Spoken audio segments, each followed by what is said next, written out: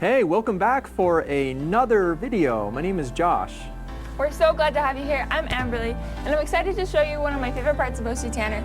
My first introduction to OC Tanner, our strategy wall was my absolute favorite part, so we're excited to dive into it with you. And this is it right here. This wall encompasses all of the great, wonderful secrets and success and foundation and principles that go into making OC Tanner Supply Chain such a great organization. Absolutely. Check out this video. So let me talk to you about the strategy wall. So I don't know if you're familiar with the Shingle model. It's the one we kind of latched on to early on. We're very careful about aligning everybody to creating value for the customer. We've set up all of our teams so that people can think systemically. Everybody's connected to our purpose, which is we help people thrive at work. And once we get everybody aligned, then you can have everyone work to continuously improve, because they're not just continuously improving, whatever, your favorite thing, they're improving towards more value for the client, more value with less effort. And then the foundation is you're not going to be successful at a continuous improvement culture if you don't care, if you don't show respect for each other, if leaders aren't humble. And we have people who come in all the time and say, yeah, we started this continuous improvement effort, and after like 2 months it died. I don't know why it died. And I'm like, I know why it died. Your culture killed it. Your culture killed it. People rolling their eyes, people shaking their heads, people saying something negative about something. That's what kills idea systems. And so we always tell people, start here, start with your culture. Make sure your leaders are being humble. The leaders aren't saying, yeah, that's not the answer. But more, they're like, say more about that. Let's talk about that. Make sure that people are respecting each other and their ideas, because we build upon each other's ideas. So these lines in here are different principles that we adhere to.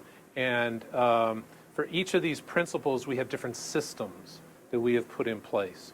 And this mentions some of the successes we've had. I talked about those with you already. But like the tools, for example, for problem solving, we created a problem solving methodology called STEPS. See, think, experiment, prove, sustain. And we have a system owner for problem solving and improvements. And I made a presentation yesterday to the company about our journey. And a director in client success reached out and said, who can I get these tools for improvement from? I said, you can talk to our process owner. So just like Carrie owns training, Nate is a manager over in our logistics department, and he runs problem solving systems. So he's connected with her. So we're sharing all these systems with everyone that we can. We've here, on this chart here, we keep track of all the Shingle principles. We compare it to the different systems that we have, and this kind of shows that there's a lot of overlap, that we use lots of different systems to accomplish lots of different things. Our thinking is that you ought to always look at the systems that you have in place and make sure they're making something good happen. Because you got a lot of systems in place that just kind of developed over time. Somebody got in trouble once, so now there's a system to stop that. Somebody else did something illegal, you have a system to stop that. There's a lot of bureaucracy that creeps up into an organization. So we always look at every system and ask, is it contributing to one of these principles? If it's not, why do we have it? We try to slash them, eliminate useless, bad systems and bad processes. And if you're looking at, something like embrace scientific thinking, you think, well, which systems do we have that embrace scientific? Well, I have it right here, but is it enough? Do we need more? What else could we do? And we'll create a new system if we have to further make it easier to do the right thing, harder to do the wrong thing. That's really what we're after with that. So one of these systems is strategy deployment. Next week, Tolan and Dave and I will be off-site with all of the other vice presidents globally, as well as the general leaders from like Australia and India and so forth. We'll all be there. We'll spend the whole week talking about the strategy for next year, for 2023. This came out of a meeting that was held last August. And it's always the same time of year. Everyone's planning on it. We know what we're doing. We always do the meeting the same way, so it's very predictable. And the whole point of the meeting is by the end of the discussion, all the vice presidents globally are on the same sheet of music. We all agree what matters. And we all agree what doesn't matter. We're not going to do this. We're not going to do that. Everyone agrees. Everyone gets it. And then from that, the strategy map gets created and gets introduced to all the people. The strategy map gets introduced in January corporate-wide. It takes marketing 3 months to get the colors right? It's October, November, December. Yeah, no marketers here. And then in January, we hold a meeting with all of our people, every hourly person. We as many as our theater will hold, which is about 250 people, will come in there by different shifts and different times, and we will talk about the strategy map. And all my peers on the executive team come, and anything they want to know, the sales executive VP will talk about. The CEO will tell them. The chief financial officer will tell them. We'll share everything with them. And by the end of it, we've cascaded the strategy map to everybody for the year. So it's a very effective process. But even better, in September, in the month of September, we take all the information that comes out of this offsite next week, and we meet with all of our leaders, and we cascade the new direction to our teams. We'll spend a whole week, the first week of September. And the first part of it is just celebration. We just finished a strategy deployment period, 6 months, rah-rah. We do an expo down in the big rooms down there where we just were. All those walls come down, it opens up into a big space, and it's like a science fair.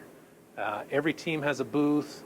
It's loud, it's noisy, there's laughing, and it's awesome. It's celebration. And then we spend a whole week meeting with our leaders and talking about what happened at the offsite with the VPs. What did we talk about? What did we argue about? What did we disagree about? Where did we end up? So everyone knows that. And then we spend a whole day just listening to reports. Finance comes in, shares all the profitability of line by line. All of the, I have directors who will be coming in from Australia and from everywhere. They'll report and talk about what's the business look like this year down where I'm from. And the whole point of this offsite is at the end of it, every manager like Carrie has decided this is what I'm going to go back and share with my teams. I'm going to tell them of all the things we've heard for 3 days, this is what I'm going to share so that they can make a decision about how to connect to the strategy map. So we'll cascade information, and then they'll spend the next 2 weeks, the team, like whichever team you were just in, that team will meet together, they'll think about that information, and their question is, how can we contribute to the corporate strategy? And they'll choose one or more of these objectives, which we've just shared with them for the new year. It's not printed yet, but we've told them where we're going. They choose it, and then they write a target statement for what they're going to do. They'll say something like, so here's some target statements. Just getting older. Yeah, right? So here you go. Decrease labor costs per piece by 10%, from $30.39 to $27.35 by August 31st, 2021. That's from our CAST team up here. And that's the simplest way to write a target statement. Here's the metric that matters. Here's where it is now. We're going to end up here, which is like a 10% decrease. Every one of these improvements, 10%, 10%, 10%, 10%. I'm looking for some that are bigger than 10%. They're big goals for 6 months, and the goals that the teams just choose pretty ambitious goals, and then they go after them. But the key is once they set the target, and then they say, how are we going to do it? And they choose a lead metric, the thing that they're going to focus on all day, every day. And we equate the lead metric to like this big rock that you're trying to move, and all you need is a lever. You need a lever big enough. This is a pretty heavy weight right here. But if I got it on a lever, all I got to do is just push that little button, and it's really easy to push. So the teams know what their lead metric is. They choose that. And you could have asked anybody, what's your target statement? How you doing it? What's your lead metric? And they could have told you. And they'll be celebrating again here in about 3 weeks what they've accomplished. I will tell you that when we first started doing this, the goals were all 3, 4, 5% for a year. At the time we were doing it for a year. And then we found that the teams were finishing their projects like 2 months early, and they wanted to do something else, but we hadn't had the meeting yet. So we decided to go every 6 months, and they still set the goals for 3 to 4% for 6 months, and we're hitting it. And so that's like 6 to 8% annually. They moved up to like 6, 7, 8%, which then became like 12, 14, 16% annually. And in our monthly leadership meeting, I congratulated everybody. You know, you're doing annually double-digit improvements. That's the lean standard. Congratulations, good job. The very next strategy deployment period, all the 6-month goals went to double digits. So I'm not as good a communicator as I think I am. They misunderstood me. The lean standard is double digit. Every goal went to double digit, and we thought, well, what do we do? Well, we just let it run. They hit them. So now I don't know what the lean standard is. I think you know, you let a team set a goal, you let them choose, you know, a powerful lead metric. You make sure they hit the lead. We don't pay so much attention to the outcome. Do what you said you were going to do, and the outcome will take care of itself. And they do very well at it. It's a great system. It drives a lot of gains. And the most important thing, I think, is that every team member feels like they're connected to strategy. Isn't Gary awesome? We're so glad that he was able to share all of that with you. My very first exposure to OC Tanner was when I came here on one of their tours as a student at university nearby. And I came through, and this was foundational for me. And because it's foundational for OC Tanner, and as I walked around the whole building, I was able to see the bits and pieces and how every single thing that's on this wall worked into what we did on the floor. And if you liked this video, you got to subscribe, because there's going to be more videos centered on some of the systems, tools, and principles that we use right here on this wall, and then we talk about every day here at OC Tanner. Absolutely. Hope to see you there.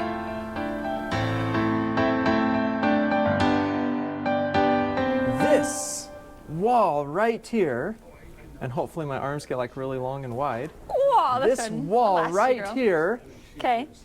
is the foundation and the principles that make the supply chain such a success. Supply chain at OC Tanner. Supply chain Ron? at OC Tanner. I had no clue you were filming.